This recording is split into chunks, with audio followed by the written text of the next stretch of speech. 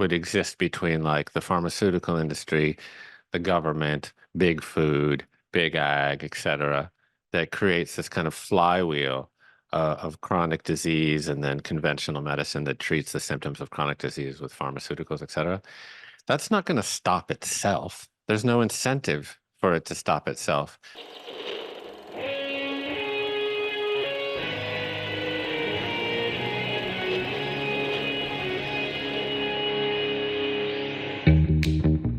Welcome to Back to the Future podcast. My name is Victor Sadia, and I talk with brilliant minds and hearts of people who want to uproot and transform the current health and wellness paradigm.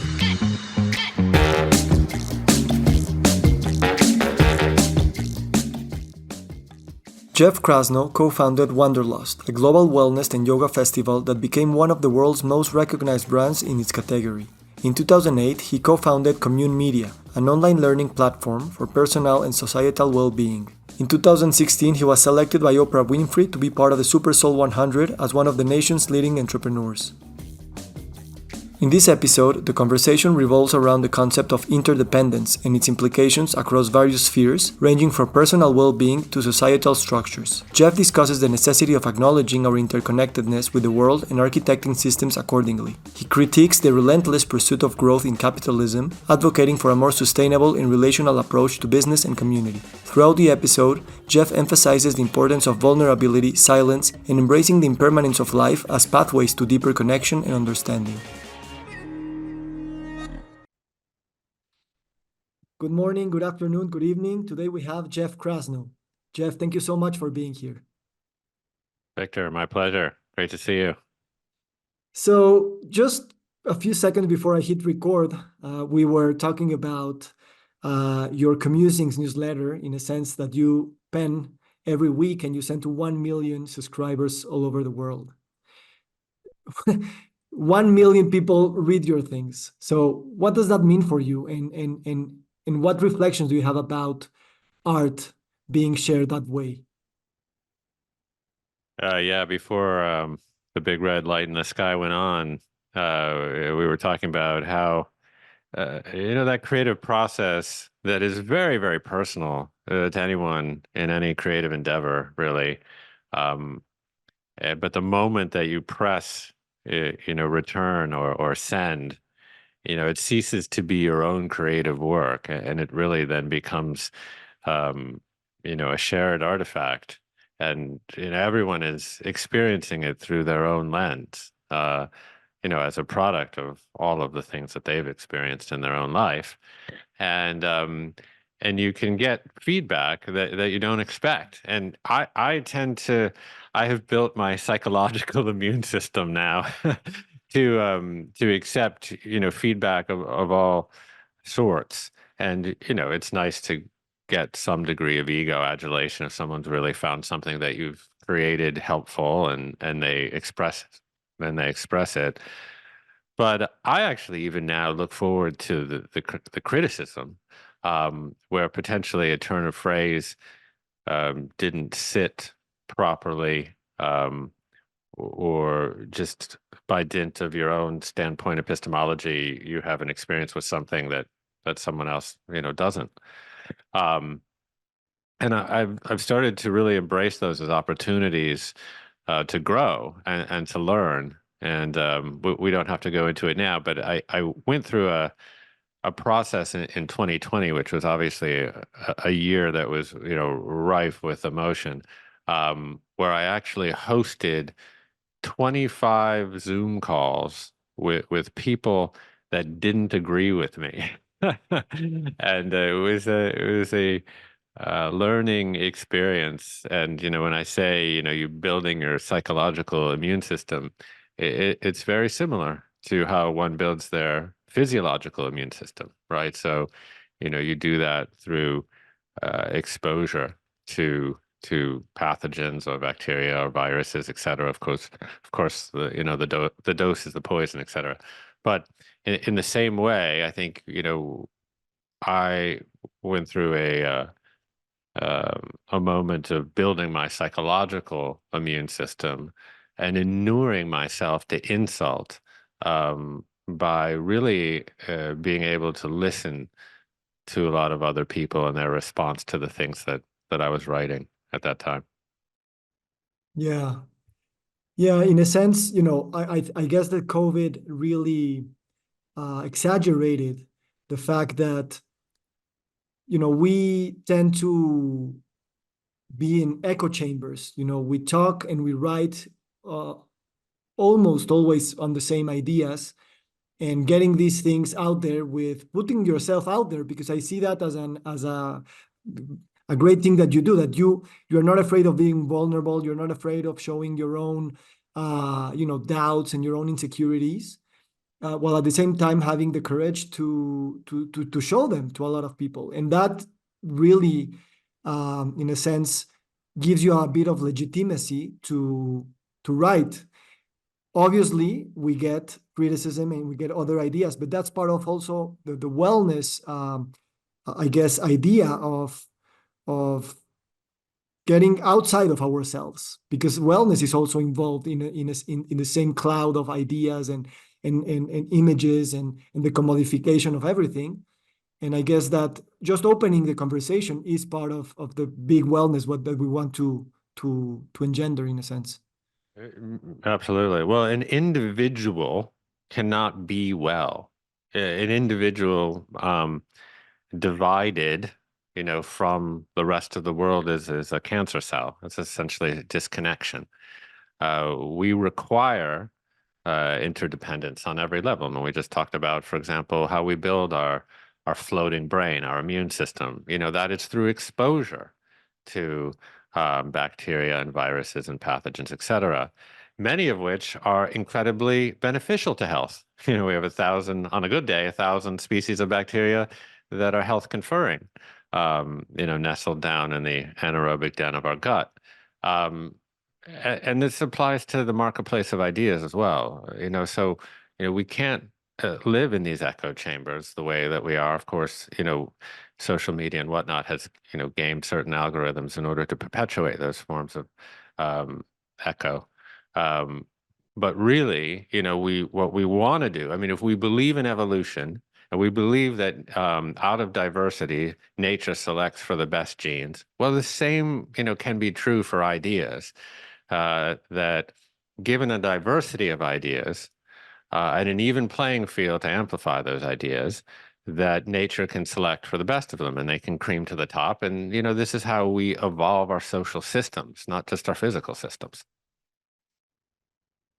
Yeah, and one of the tricky parts there is given an even playing game and platform. That's Yeah. right.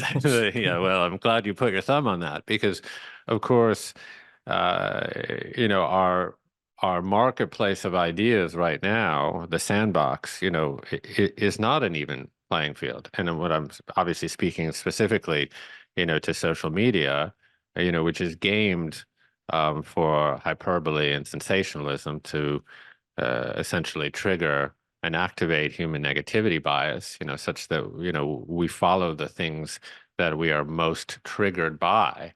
And of course, for all of the nefarious ad revenue driven, media models that favor watch time and sanctify, that over everything else, that level playing field is hard to reify because, of course, those of us who are trying to make some sense of the world, tend to see things with tremendous nuance and in a multilinear kind of way, which doesn't necessarily always leverage, human negativity bias. I mean, I'm like, a part-time Buddhist. I'm trying to find the middle way all the time. I'm trying to sit in the third chair, of essentially recognizing and acknowledging someone else's opinion in equal proportion to my own. But these ideas do not have a lot of credence, on Twitter or X or whatever you want to call it.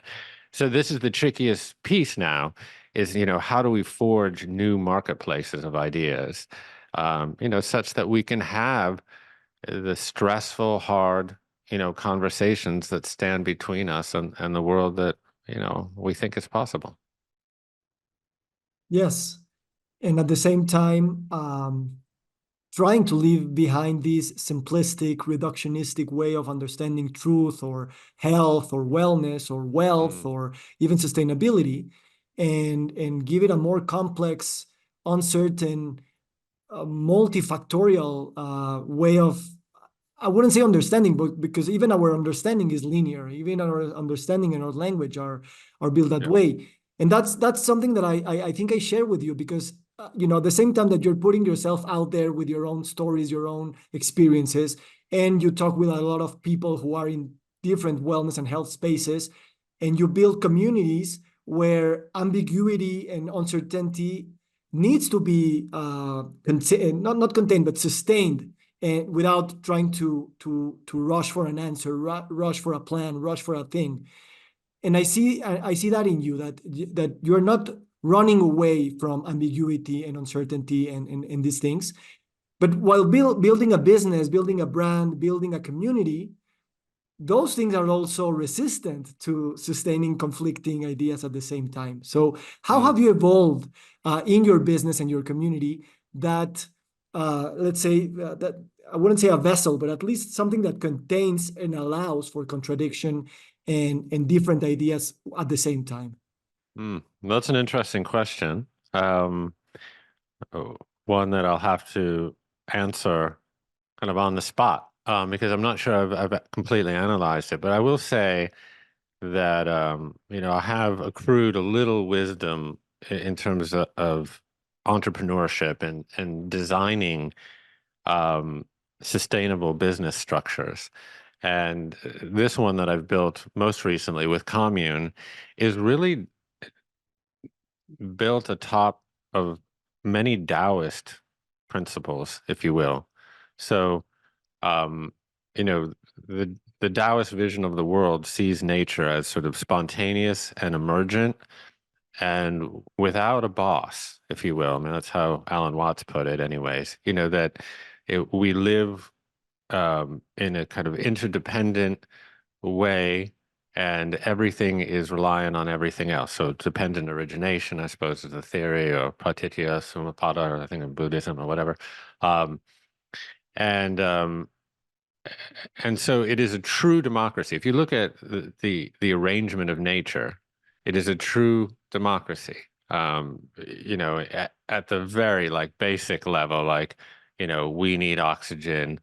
The byproduct of cellular respiration is carbon dioxide. Autotrophs, plants need carbon dioxide, and beautiful, we have this wonderful carbon cycle. That's like the simplest version of it, right? So, but this is everywhere all the time, happening all at once, right? This is, 37 billion chemical reactions in our body per second. So everything's reliant on everything else.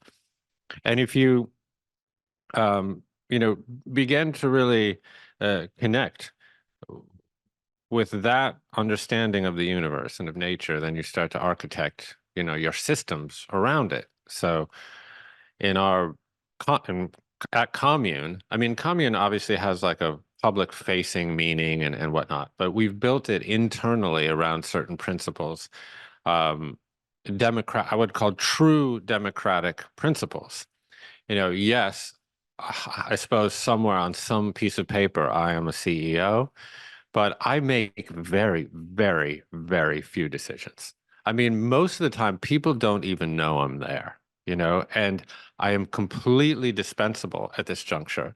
I'm here with you. This is wonderful. This is how I would prefer to spend my life anyways.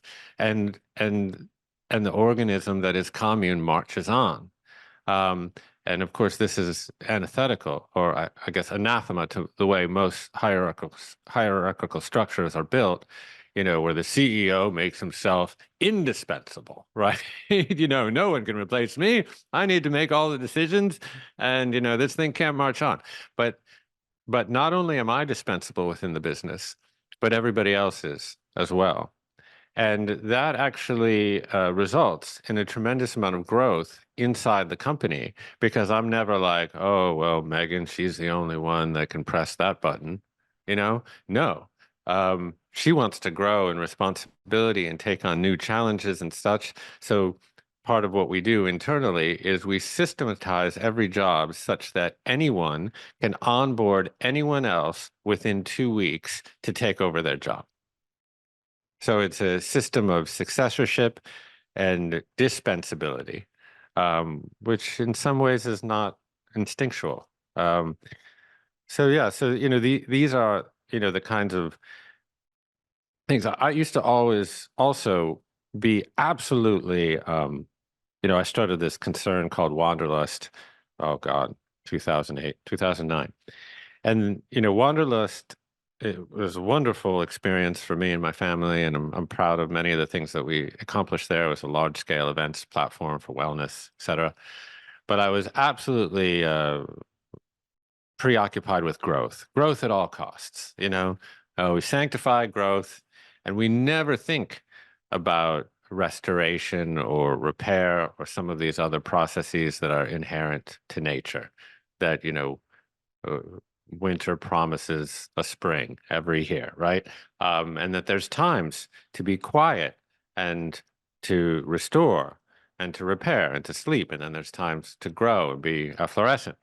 But that was never the MO at Wanderlust. It was like espresso fueled growth all the time. And then it burned itself out, more or less. And so if you're trying to create sort of sustainable organism and you look at your own body, you know that you need periods of repair. You need sleep. You need to stop eating all the time, right? You need to turn off the blue light at some juncture. You need to move your body, and you need to rest your body. So I've tried to build a sustainable company around those same principles, where I'm not, obsessed with top line growth all the time. I'm actually much more preoccupied with bottom line. Just, m- run a company that sustains itself, that doesn't have to take sort of high velocity, fancy private equity dollars where you're going to have some cigar smoking plutocrat in a fucking glass panopticon looking over you all the time. So just, honestly, we run this business, even though it has significant impact, we run it like a local farmer's market almost. That's beautiful.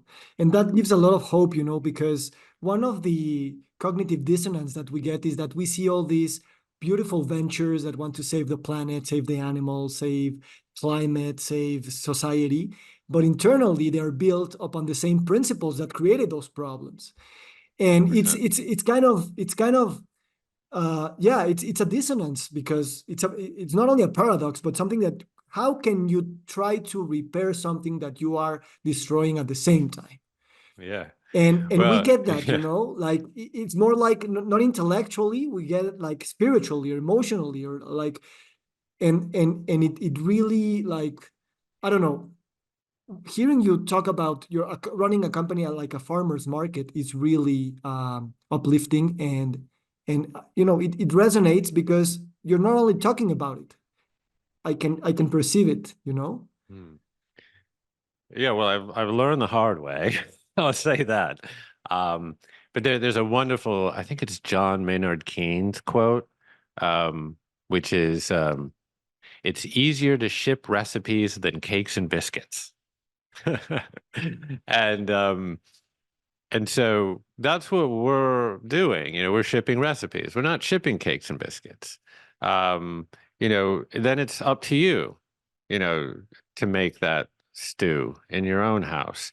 And even our most beloved companies, and I know heaps of entrepreneurs, but like Ben and Jerry's, for example, or a kombucha, my local kombucha companies, they've all sold to Unilever or Pepsi or Coke or whatever because they hit a certain point where, the gatekeepers for distribution are such X, and now they've got to, sell to some company that has essentially completely undermined human health, and and that is the systems that we have wittingly or unwittingly created and participated in.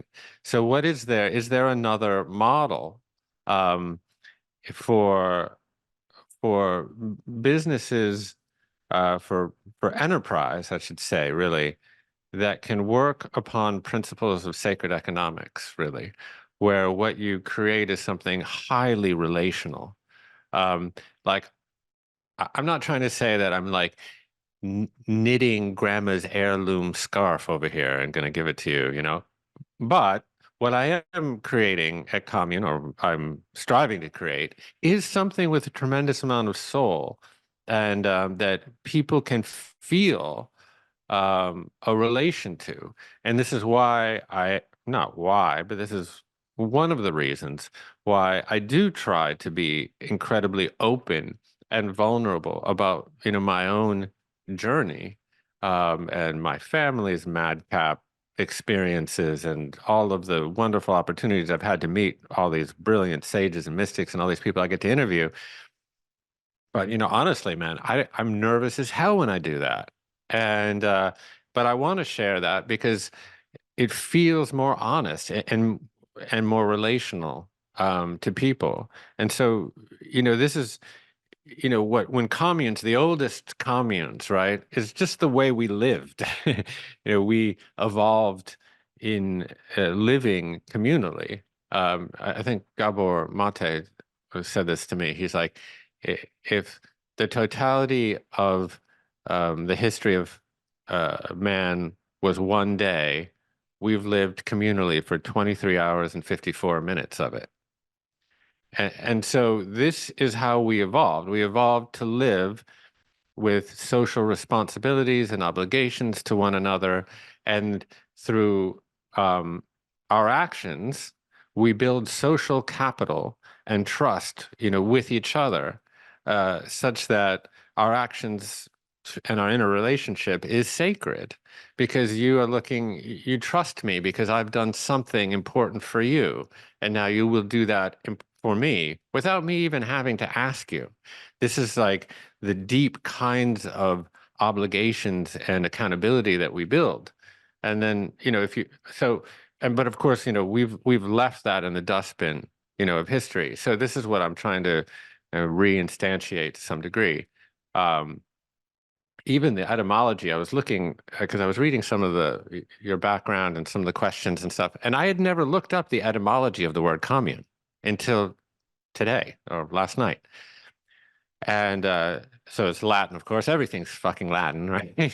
But then the French got involved in it too. But it was commune was like com, so with or together, and then munis, which eventually formed words like municipality, etc., which is duty or obligation. So duty together, our obligation to each other, which is beautiful, really. And then obviously we've taken that into modern iterations of what a commune might be, a small community that's based around, shared values or a shared creative passion like artist communes, et cetera. There's been collective enterprise within communes, a famous one in Tennessee that made tofu, and Ina May Gaskin that had a whole midwifery business around it and stuff like that. Um, but I think on a more ideological basis, we've sanctified the individual so much now in modern society that we've become lonely, you know, and uh, and atomized. And, we've put fences around fences around fences, and then we become miserable because we're not evolved to be alone. We need social connection to meet our social needs.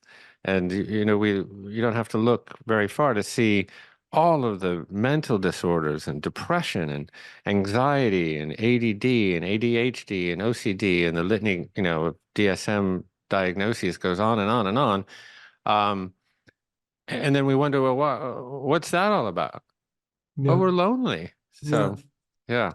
Yeah, you know what? It's like I was once in a conference and they said, living in community is not the same as living in communality. It's not the same thing. And we talk a lot about community and community and community, but still we have to move a bit further. And the ironic thing here is that we've been living in that way for 23 hours and 45 minutes. And and we built a language that we now how that created the individual in a sense, and now we have to convince ourselves using that language of, you build social capital, or you do something for I do something for you, you do something for me, as if life didn't, um, since the beginning, since you were born, was based on those principles. Is that something that you Yeah. have to learn later on as an individual and as a society to give back when you are Mm. already sustained by trillions of things that are giving to you every single second? And I think language there and the English, I think once I talked with Zach Bush about this, and he said the English language is very individualistic.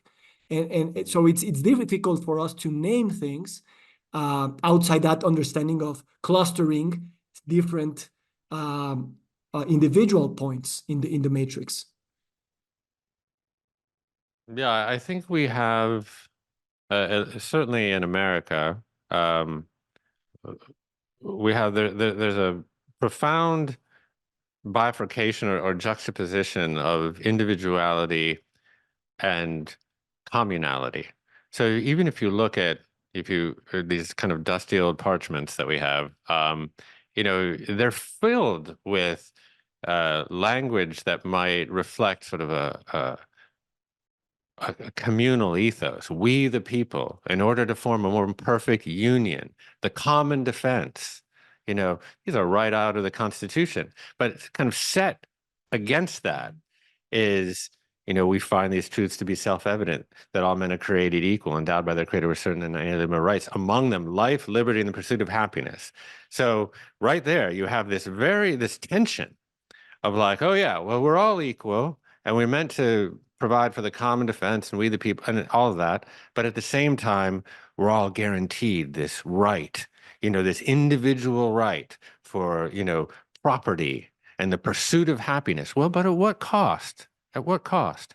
And this is a teeter-totter, it's a seesaw. And now we've become wickedly unbalanced there. And imbalance always leads to disease in the human body, in the body politic.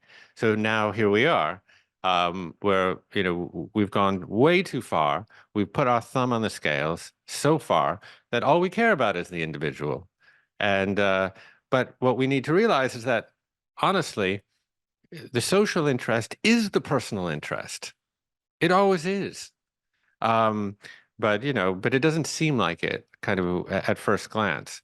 So now, yeah, now we have to relearn these things. Like exactly you said, like what was essentially just baked into life at one juncture of human evolution. Now we actually have to self-impose, whether that's periods of food scarcity or jumping in a 40-degree ice bath or moving our bodies, or being in community. I mean, I actually created a whole what I call social fitness regimen to address this very issue. Yeah. Yeah, I love that we also make brands out of it. um, Tell me something. Another thing that in a sense gives me hope is also when you were describing that you learned the hard way to build the commune project after the Wanderlust project. All the health professionals and all the mystics and great people that you've interviewed, or at least most, have had this kind of crisis in their lives and contradiction that built upon such a level that they had to change. And I'm thinking about even Zach Bush or Sarah Gottfried or Lynn Twist. I'm not sure if Charles Eisenstein, but my point here is this gives me hope if at the same time at the global and planetary and species wide scale we will learn the hard way. And I guess Mm. COVID was a big opportunity in a sense. And in a way, we did. What's your take on it? I know it's Yeah. difficult to talk about systemic things because there are so many parts moving, but COVID was a great opportunity, but sometimes I just feel, we missed the biggest opportunity. I think we got back to normal, almost the same as the normal was before. Yeah, I mean, during that whole time when we were anchoring into port lockdown there, I was exhorting people really not to, to sort of tamp down the desire to go back to normal, because I'm not sure normal was particularly functional, and that this was an inflection point that could be leveraged uh, for species growth, really. I think, the perhaps the most obvious miss there relates to just human health. So, we had this opportunity to address sort of the ground conditions of human health. Why were we seeing such high mortality and hospitalization rates in the United States versus some other parts of the world? Well, obviously, we have a population that is riddled with chronic disease, and has a panoply of comorbidities, and those were highly associated with more severe contraction of the disease. So this was an obvious opportunity to address the ground conditions of human health. Now, but we didn't really. I mean, many people were talking about it, independent voices were talking about it, but from a kind of centralized, at least governmental um, voice, it was completely tone deaf and myopic. We basically had to create a singular policy at the governmental level based around the lowest common denominator. And on some level, I get it. We were so sick as a country that the only option was a vaccine. Okay, I don't want to relitigate that whole thing right now, and I have plenty to say about that.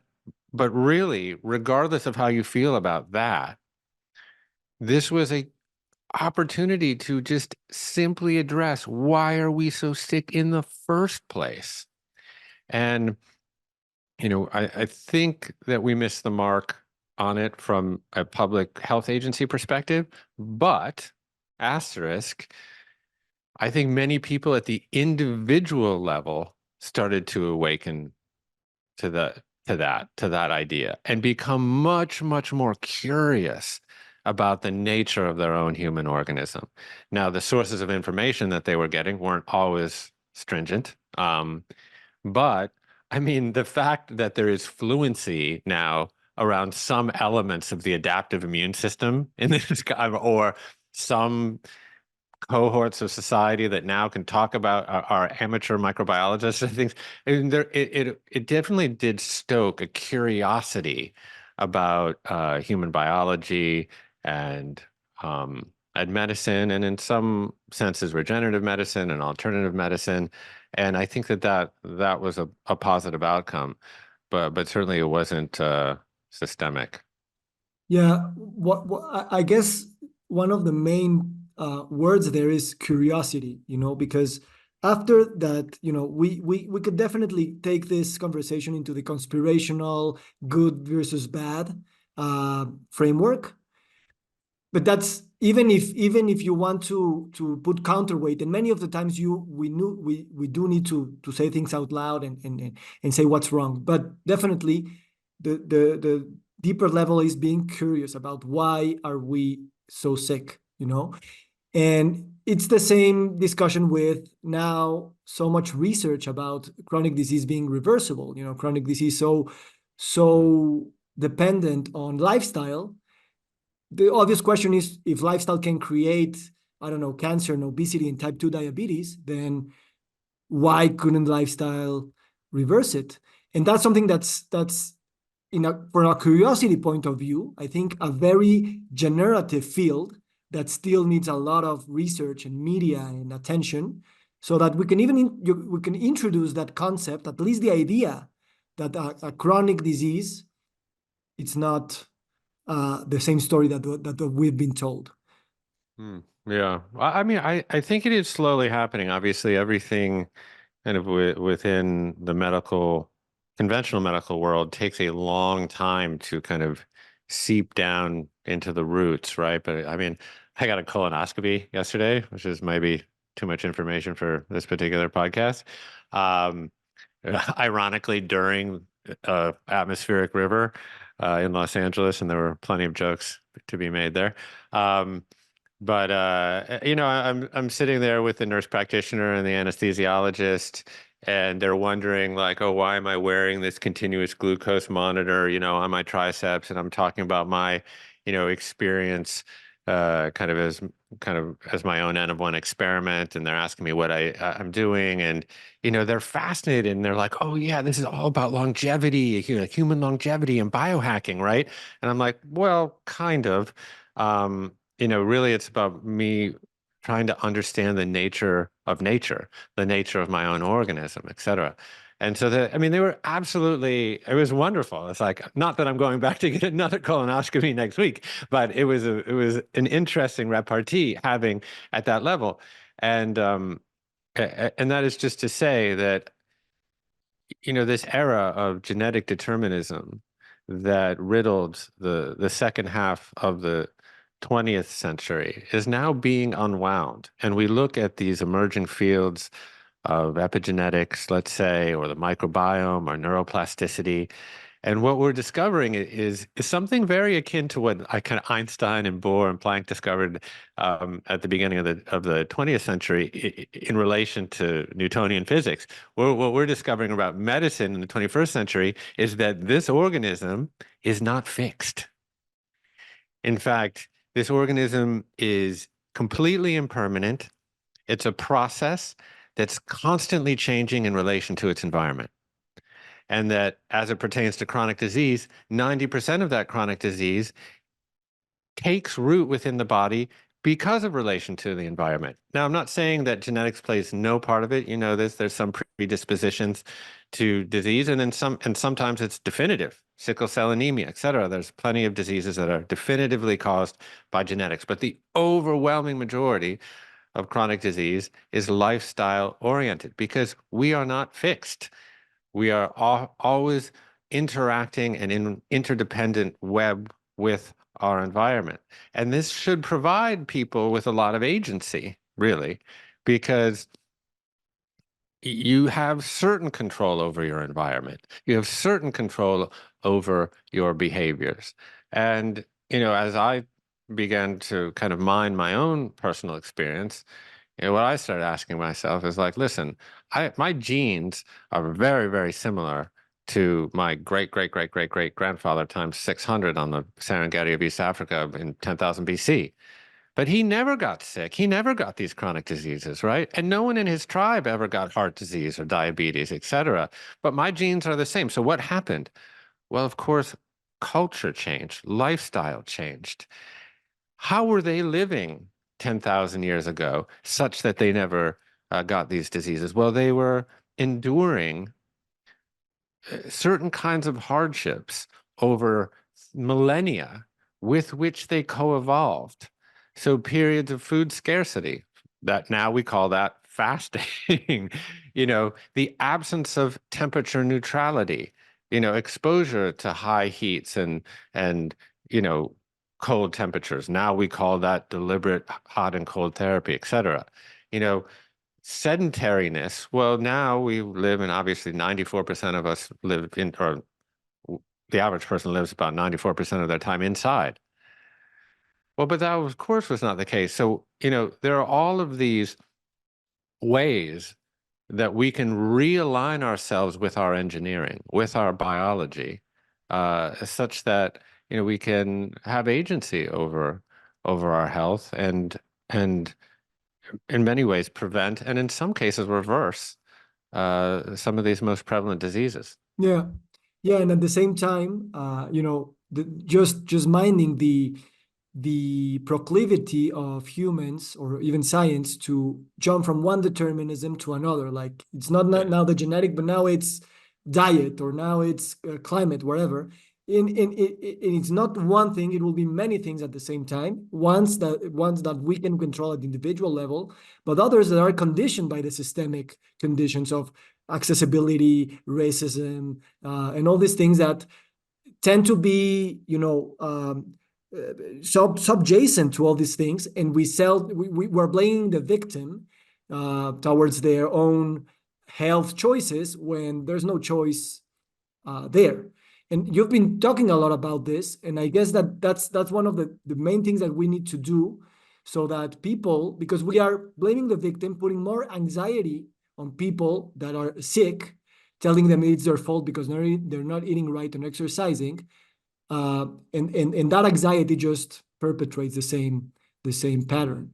So what do you think, without the conspiracy mind frame, but the curiosity mind frame, to give a broader understanding of these social determinants of health? Mm. Yeah, it requires an inventory, I believe, of the ground conditions in which we're living every day, right? So, um, you know, in the mid '80s, we started to see, this, hockey stick growth of chronic diseases, um, and what were the trends? What were the uh, what was introduced to Western life kind of during that time that started to propel so many of these chronic diseases, and getting very clear about the degree to which each one of us participates uh, in that day to day. So obviously, what we saw was you know a massive influx of ultra processed foods, refined sugars and grains, and mass consolidation of the food industry, such that I don't know, I think there's like 10 companies that operate essentially or produce all the food in the center of the grocery store, you know. Um, so understanding those ground conditions and being able to make the autonomous choices where we can, where it's possible, and to amplify and share that information such that people can make the best choices. Because I agree with you. I mean, obviously, we know that society has degraded, particularly in the United States, so much that the only options for some people are the convenience store, in terms of where one can shop. I actually did a whole um, segment on how to eat healthy at 7-Eleven, because for many people in the United States, that's the only option. So, okay, what else is going on kind of during, that time period that began to really degrade health? How were we growing our food, for example, the mass application of pesticides and herbicides and glyphosate, et cetera. So, these are some of the issues. How are we moving or not moving our bodies? So I think, these are the questions that I think people need to take inventory, uh, in their own life.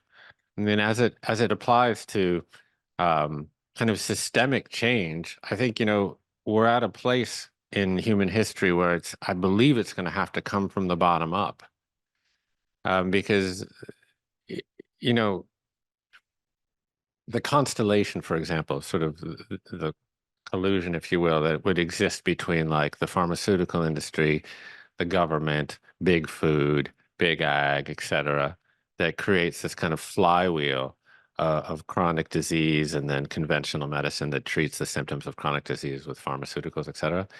That's not going to stop itself. There's no incentive for it to stop itself. And these aren't necessarily like evil, bad people that work at these places.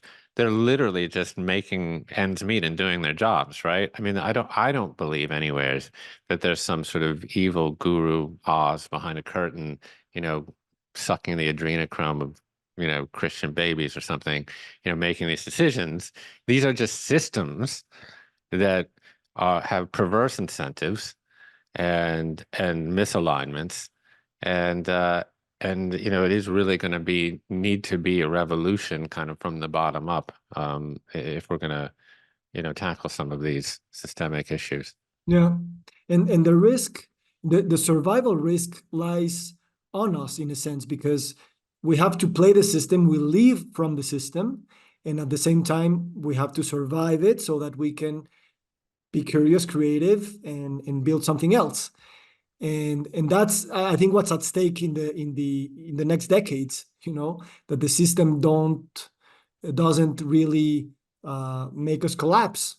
Mm, In the literal sense of the world, of the word and the world.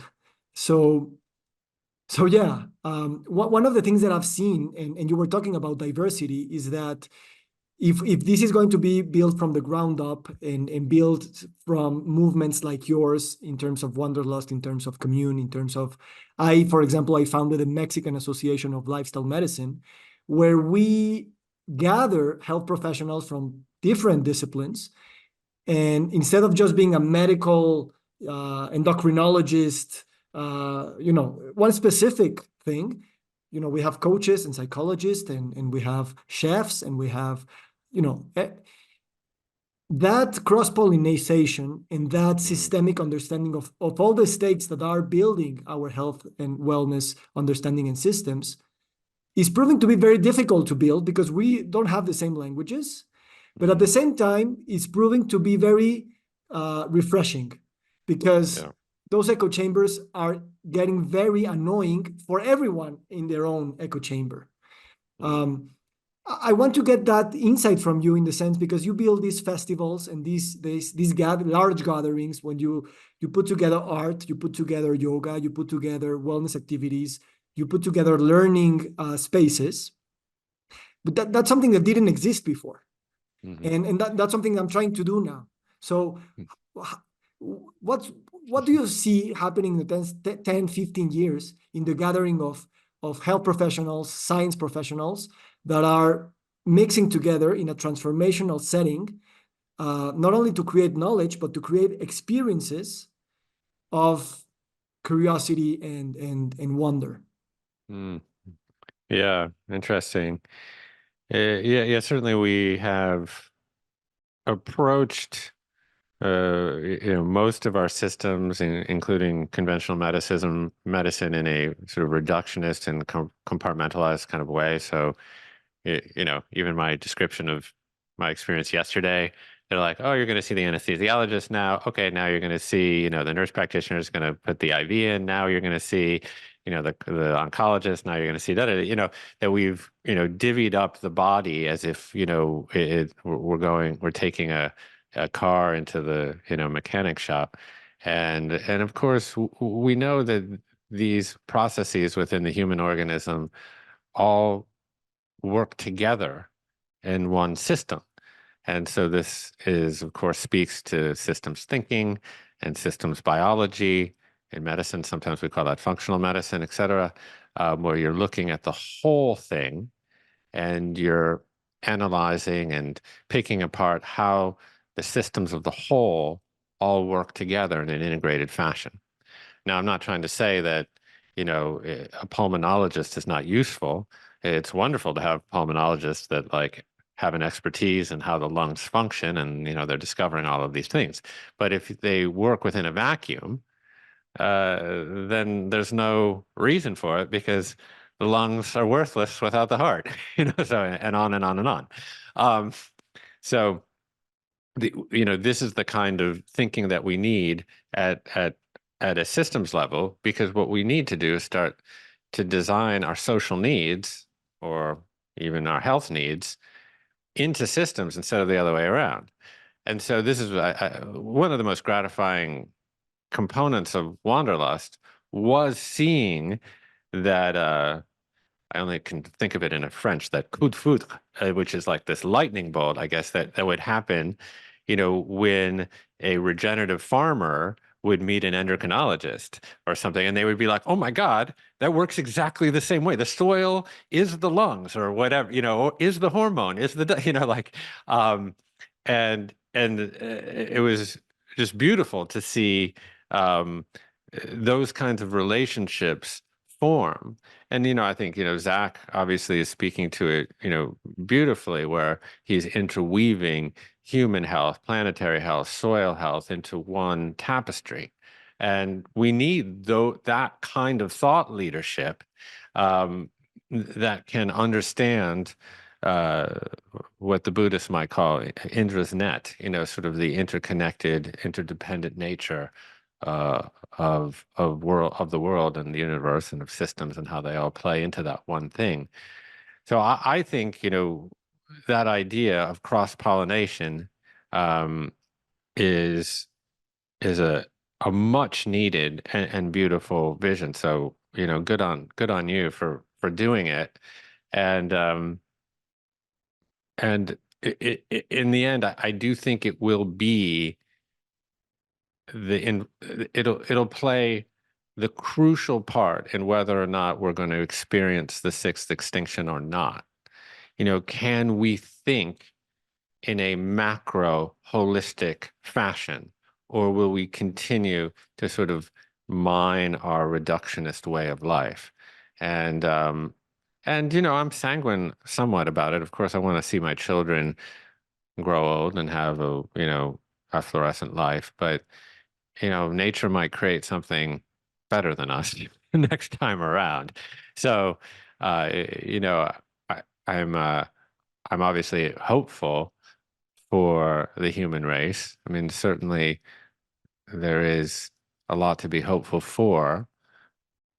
I think, you know, we're at this strange inflection point um, in evolutionary history where, consciousness has bred very many wonderful experiences. Like here we are, I'm conscious of you, we're having this wonderful conversation, and I'll go and watch the sunset later and be able to appreciate that beauty or whatever.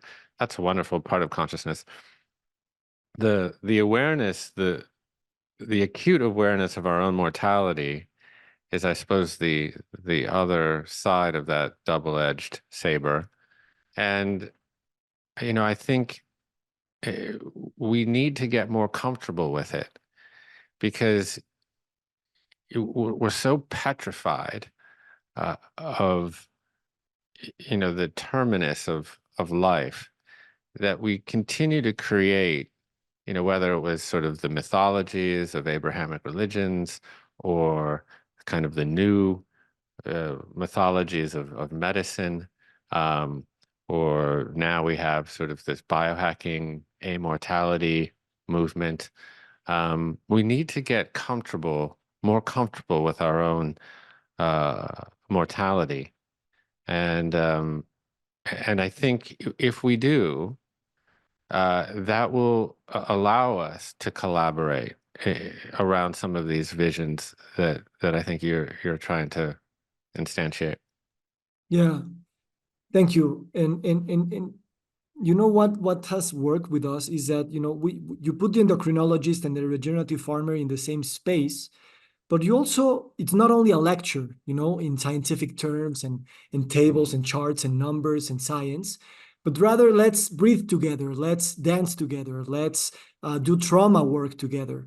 In that communion of the soul, then you see the other person as, you easily could have been that person, in not such a different universe, and that makes you wonder if your ideas are the only ideas for the world. And then you can talk about Mm. science and technology and charts, but you begin from that part of, we are the same, and we are also not only afraid of death, but plagued by the same fears, insecurities, envies, um, you know, those primordial feelings that really make us children. We're just Mm. children playing around, and reconnect with that without being, without judging that, believing that we are adults. It's probably a curse in a sense, Yeah. sometimes, Yeah, we certainly lost that ability to play,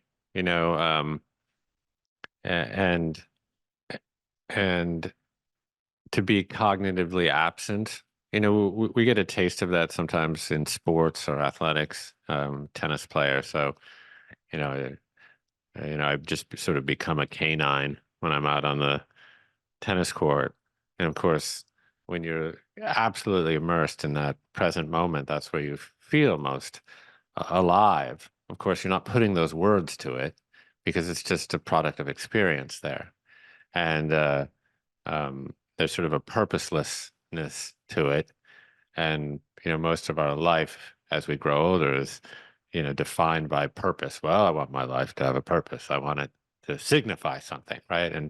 But really it's kind of sometimes the things that actually don't signify anything is where we often feel most alive. It's like when we're laughing, for example. We don't know why we laugh, and the second that we try to understand why we laugh, it ceases to be funny, right? So it's like, this is true for music and for dance, of connecting to this very kind of primordial presence. And that can create a lot, as you say, um, a lot of connection, right? When you dance with someone or when you sing with someone and you're connecting at a pure sort of non-cognitive vibrational level. And then you go have, dinner and break bread and, get into, you know, the role of glycolysis dysfunction in cancer or whatever you're going to talk about, and you're coming at it from a whole nother place. So I love that idea of creating environments and experiences, for people with different expertise, and then allowing that to marinate. I think that's a very good model for event creation, Mm. which I might I may borrow from you. Sure, I would love to invite you to this year's Congress. I'll send you the invite. It's called. We haven't released the title yet, but it will be called Abracadabra. And Nice. it's about the magic of science, basically, and the magic of lifestyle that we have to rekindle, and the magic of a carrot, the magic of a good night of sleep, the magic of doing trauma work. So yeah, I'll share it with you. And the last question to Mm, close this beautiful conversation, which could have gone in so many different ways, but at the yeah, same time, they're all right. the ways are the same. Uh, you were telling me about this being when you write or when you talk about being uh, vulnerable, and we could be the honest vulnerability and why you're doing it and why you're showing that vulnerability, and on the other side the performative vulnerability. And I think that's so important in this ultra mediated way of living. You and I live a lot behind a camera, behind a microphone, and and all the people live behind a camera. So how do you see that distinction, and how to ask the good questions about that distinction? Mm.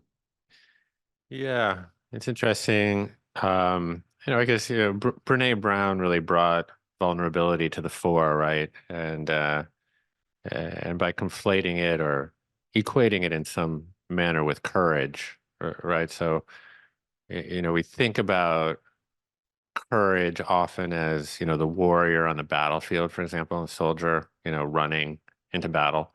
Um, and why is that vulnerable? Well, of course, because he or she could be hurt. Um, and I think that is a helpful way to kind of back into vulnerability and what it really means is that, are you opening yourself up to be hurt or in some way or another? And obviously, the battlefield is the most kind of, acute example of that. But most of the time, what we're talking about is psychological or emotional vulnerability. And, are we shut down because we don't really want to sit in the hurt or the trauma or past traumatic or trauma inducing events? So we w- we let the wound, whatever wounds that we're carrying or fears that we're carrying, um, sort of scar over. We develop scar tissue around ourselves. And of course, anytime you've ever touched a scar, I have a few, they're numb. There's no nerve endings there. So we separate ourselves from the world in that way. Um, and that protects us. And so we decide, no, I'm not going to be vulnerable in that regard. Um, and then, as vulnerability became more of a, I suppose, like meme or became more in vogue on social media, in many respects for good reasons, it also became somewhat performative, where people were pulling back the curtain on their personal lives, and you weren't really sure, uh, what the motives or intentions were.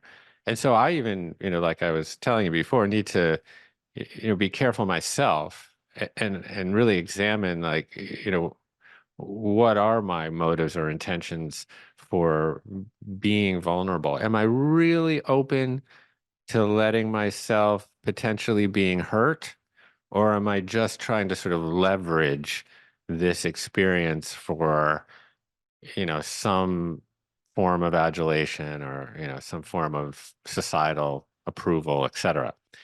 And I think just, trying to sit in that and be very honest, um, about it. And, certainly both can exist, simultaneously. Um, and that's where, I generally have found that, when I'm really sitting in pure, unadulterated vulnerability, when I'm really willing to kind of bare my soul, particularly when I'm writing, for example, um, someone told me, I can't remember who it was, but um, I think the quote was, before you can move someone else, you have to move yourself. So, as corny as it might sound, when I'm writing, I will get emotional about my own process. Oftentimes, when I'm writing something incredibly honest and vulnerable, I will be crying as I read it back or as I edit it. And that is also a cue for me when I know that I'm having that visceral emotional response, that it will probably resonate with the reader, or not every reader, but oftentimes many readers. And that is a good litmus test for me around kind of honesty. Am I really sort of experiencing emotional catharsis, as I'm sharing? And I think that might be a good litmus test for a lot of people as they think about bearing their lives on the internet. I mean, this is a new phenomenon, right? Um, Being vulnerable certainly isn't a new phenomenon, but being vulnerable sort of at this order of public magnitude, right? Um, and so I think we're just kind of getting our arms around kind of what is appropriate and acceptable. Um, but I think, yeah, just trying to be honest is the key. Yeah. Yeah, they say no surprise on the writer, then no surprise on the reader.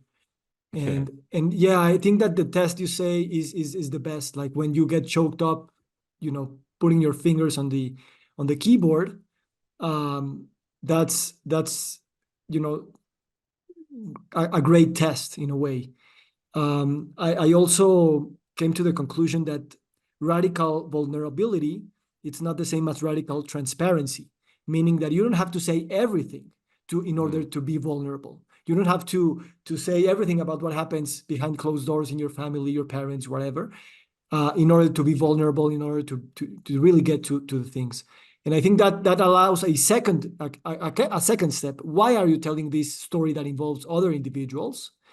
And how can you say the same things or reflect on the same things, because we are reflecting basically, without naming them, without blaming them, without they're your mirrors at the end of the day. Yeah, it's a great point, there. In fact, it kind of brings me back to some of the core tenets of Stoicism, where, courage is one of the four great virtues there. But back to kind of that warrior metaphor, the courageous warrior most of the time is not just running full speed into a field of landmines, right?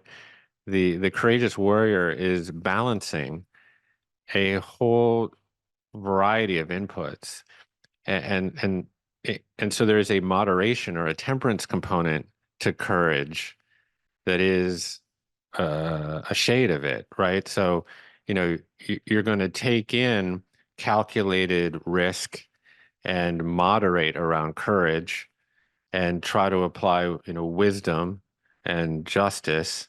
Those are the four components of the four virtues of Stoicism, and they don't exist in vacuums unto themselves, just like the pancreas and the liver and the kidneys and the heart, right?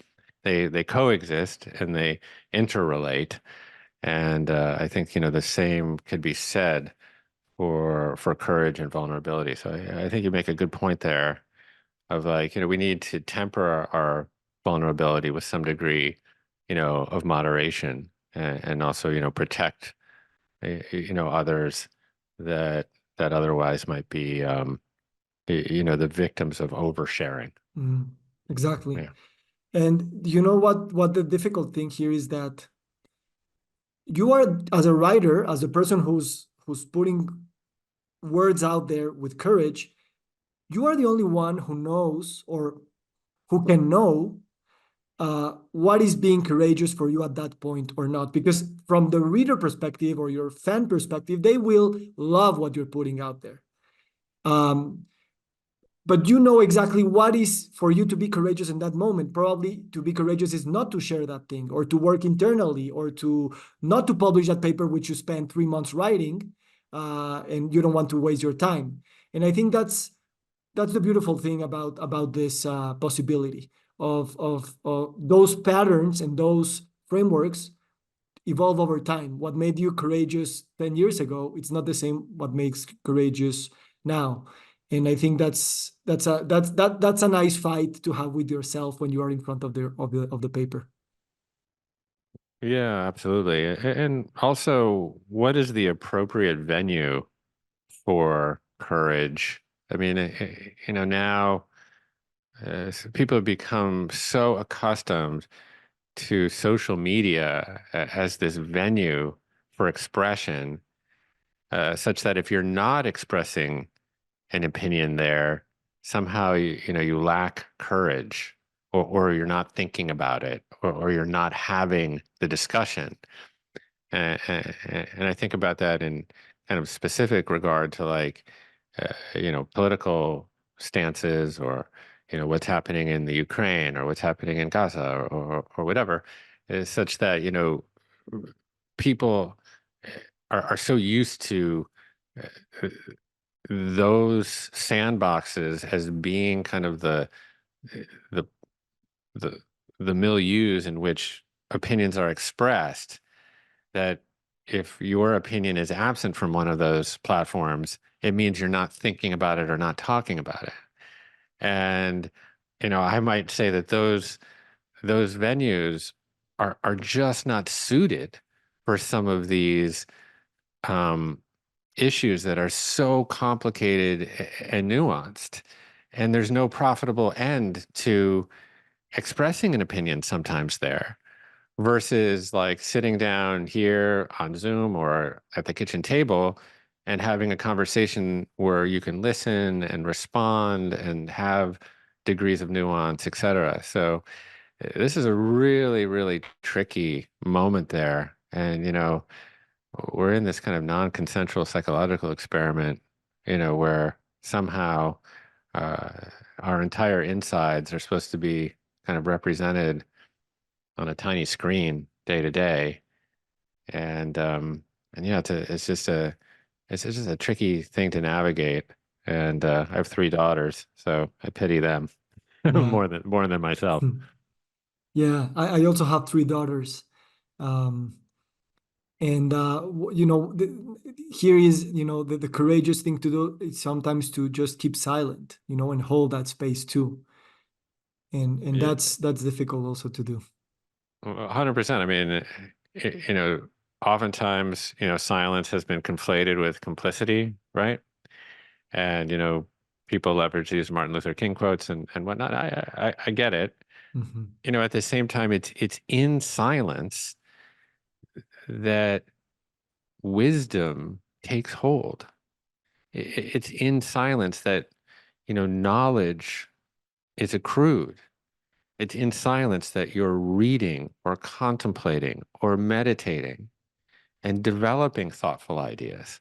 So I do think that we need a little more forbearance for silence because it kind of is in silence where we can build um, compassion and more equanimity. And I would say that obviously a more passive way of life, given the state of the world, might be a better way of living.